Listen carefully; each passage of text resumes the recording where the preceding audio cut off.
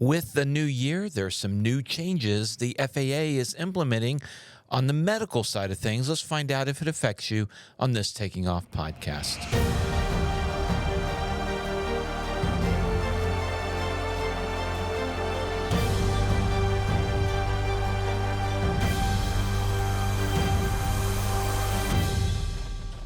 Hello and welcome to the Taking Off podcast. I'm Dan Milliken, and in this episode, we're going to talk to an aviation medical examiner. This is a doctor who has the certification to do aviation medicals, and it's Dr. Drew Sambell from Arlington, Texas.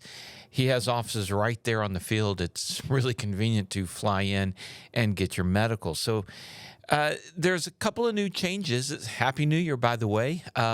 With January 1st, 2025, the FAA has some new changes. And I had a chance to sit down with Dr. Drew last week to talk about that. We actually talked specifically about the case of the medical report from the NTSB final on the fatal accident of the woman that was ingested into the jet engine at Montgomery. And so I had a chance to have him on to talk specifically about that situation. After that, I got to ask him what's going on with the FAA and the medicals this new year. There's a couple of big changes. One will affect you heavily if you're applying for the first time. And then the other one deals with the issue of medical deferments. And what this is when you apply for your aviation medical, and let's say there's some questions or whatever, and the AME, the aviation medical examiner, kicks that over to the FAA, it was kind of in a pending situation while they got it worked out, and it could take a year or more, and it's been real frustrating for people trying to get their aviation medical, especially those that are looking at a career in it. Well, what's happened with the new change on that is that they immediately, if it gets kicked up to the FAA, they immediately put it into a denial situation. And now, going forward, when asked, have you ever been denied for aviation medical? Now you got to click yes. And it's putting a pretty big burden on people. And there's been enough stink about it that the FAA, I think, is delaying the rollout on that. It was supposed to have just happened on January 1st. And we're going to talk to Dr. Drew about that and get a little bit more specifics on that issue. So a lot of new changes, and let's get to it. Here is Dr. Drew. I noticed, was it in your social media or something, you posted about the new color blindness test, FAA? That's right. That's right. Tell me about that. Yeah, I was surprised by this, okay? The FAA gave us about 30 days notice that this change was going to happen, which is unusual. And basically, they basically said that we're going completely computerized online, okay? For instance, I have this little $200 book in my office called the Ishihara Color Plates. And that, you buy this book, you probably remember being shown this book and you have to read the numbers. The problem with that book is that it's widely available. You can see it online and you can memorize. If the doc starts on page 1, you can memorize it and probably get a passing score. If you're a savvy doctor, you'll start at the back and go to the front, or you'll skip pages, okay? So I try to do that, but the FAA felt like there was room for abuse, and they wanted to take this completely online, okay?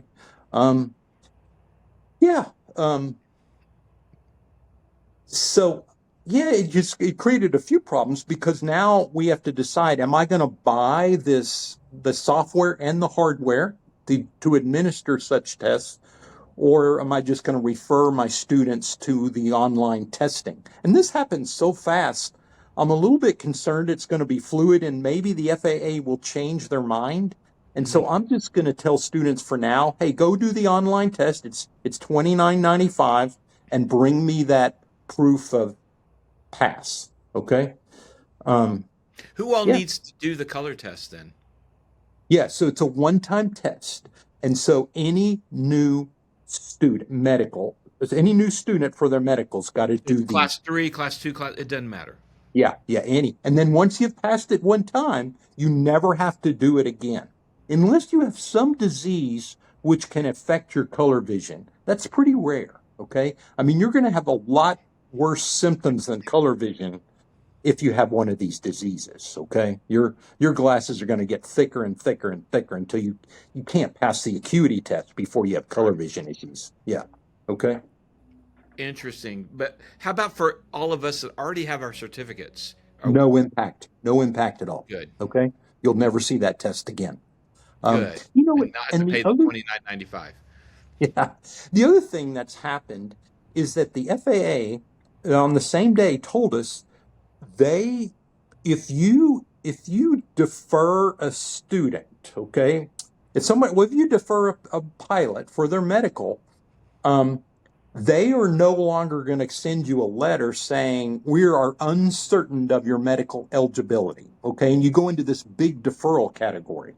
They're going to send you a letter the very first time you review it. If they don't have more information, they're going to deny you. Okay.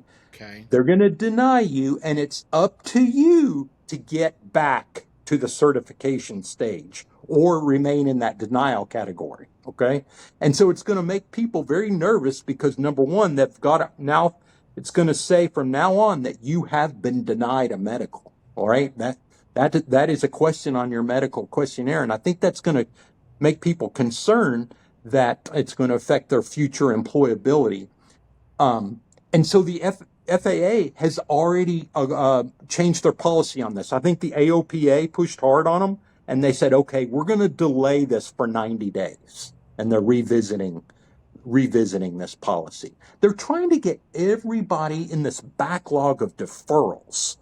They're trying to greatly reduce that category. That since the pandemic, that number has just skyrocketed.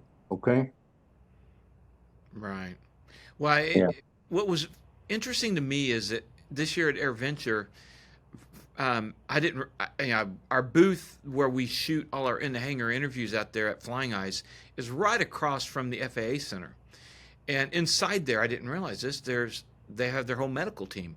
And Mhm. people that have been battling the FAA medical for, a year and a half, go in there, talk to somebody, they make a phone call, and in 30 minutes they walk out with their medical. So it And amazes me that there's that ability at AirVenture.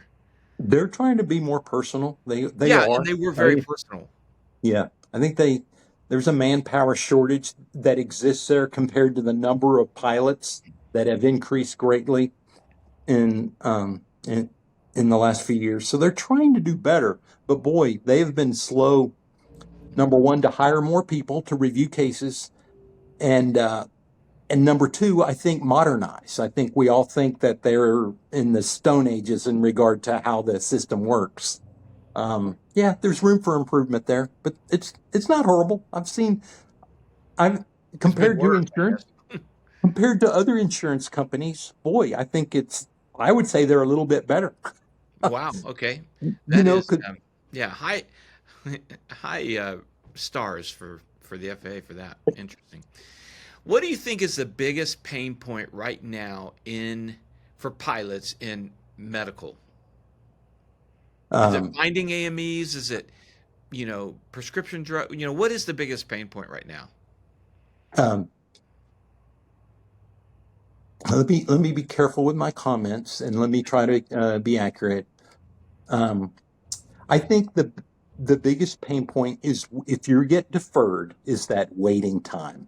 And Hmm. they defend themselves as that we ultimately certify 99 point something percentage of pilots, but that can take a year of back and forth.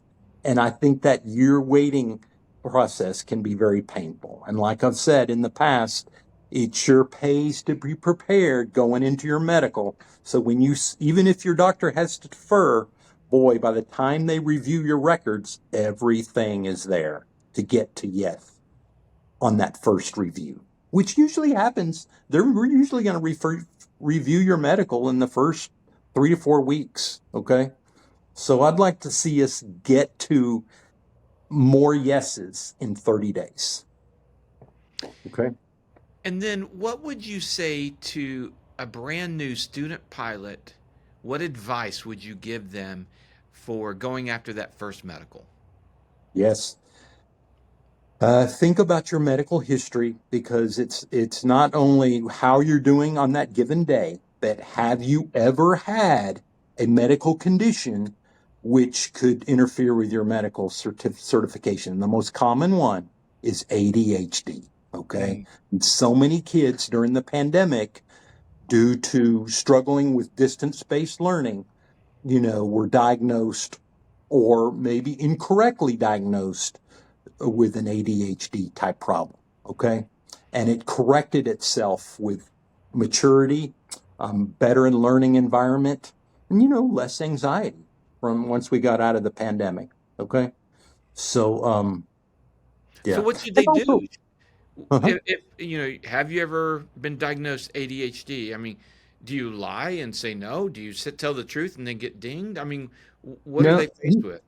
yeah, you have to always be honest. Okay. Right. Because aviation safety is so important. Yes. Um, you have to be honest, but yeah, look into it. And if you were treated longer than 4 years ago, and if you bring us records, we can quickly get to a yes sometimes.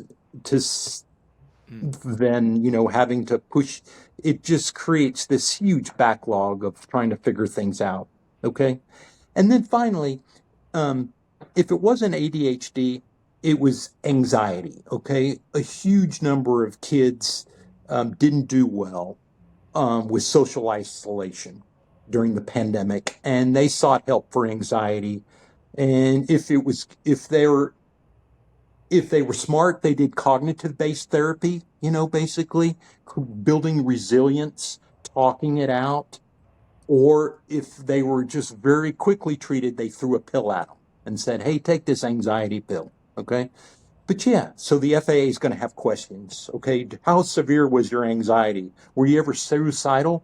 Was it actually depression? And were you having paranoid delusions? The FAA is going to assume the worst in order to keep impaired people out of the cockpit. Okay. Right, and we need to keep impaired people out of the cockpit. There's no doubt about that. And being honest and true is good.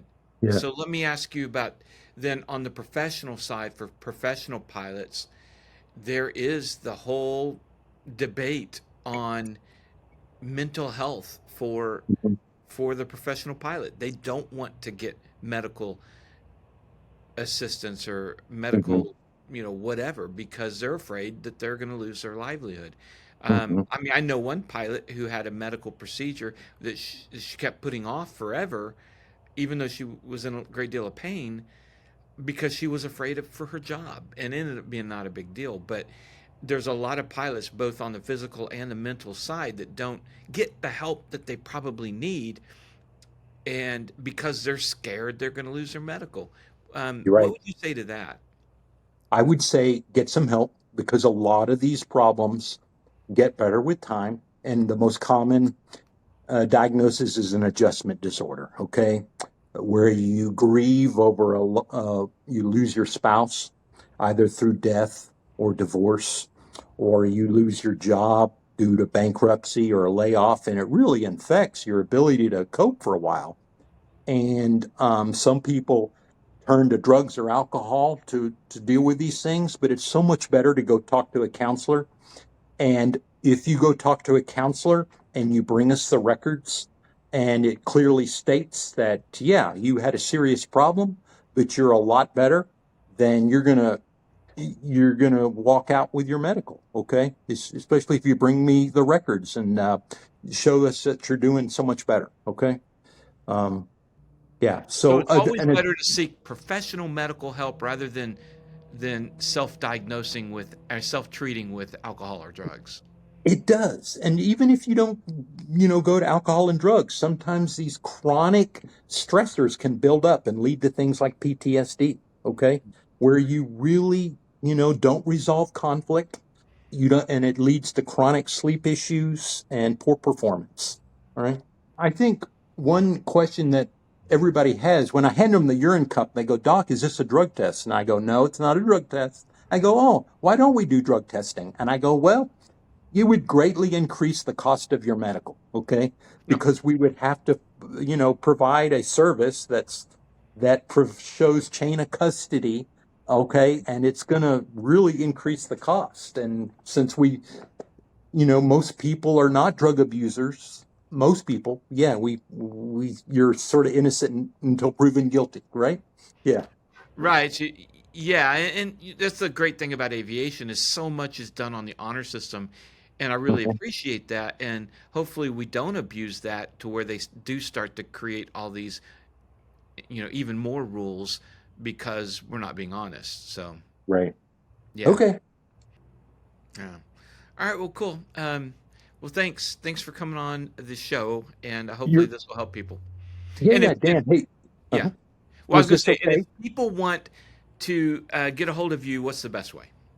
Yeah, so you can visit my website at www.sambellpilotphysical, and you can schedule an appointment there.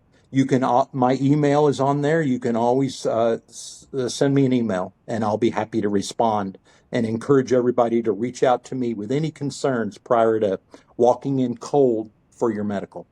Yeah, and what I love about your office is right there at Arlington Airport, so you can actually fly in to get your medical. So that's cool. Love, love having fly-in Yeah. pilot. Okay. All right. Thanks. It's Always great to have Dr. Drew on. Actually, that's my physician that I use for my aviation medical. So I'm really appreciative, Dr. Drew. If you can check him out at sambellpilotphysicals.com if you need an aviation medical, you can fly into Arlington, Texas, and just you don't have to drive anywhere or anything else. Just fly into the airport, walk over to the FBO. He's got an office there. Can make it easy for you. I want to thank our sponsors for making everything on this channel possible. And like Colton Mortgage, ColtonTakingOff.com, Marshall Protective Services, Personal Protection Elevated at MPSProtects.com, 67 Designs, 67D.com. They make the best mounts for your car, your boat, and your plane. And I use them all the time. I love my 67 Design mounts. So check them out.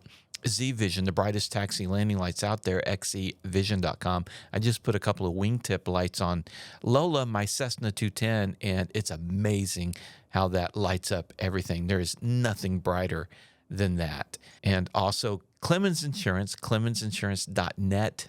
Jerry has saved me a lot of money on my insurance because he knows how to go to bat with the underwriters to get you the best possible deal. And of course, Flying Eyes, flyingeyesoptics.com. These are the best sunglasses to use under headsets or helmets. So check them out at flyingeyesoptics.com. Use our discount code, taking off all caps, one word for 10% off. Thanks for listening to our podcast or watching it if you're seeing it on YouTube. And we'll see you later. Take care.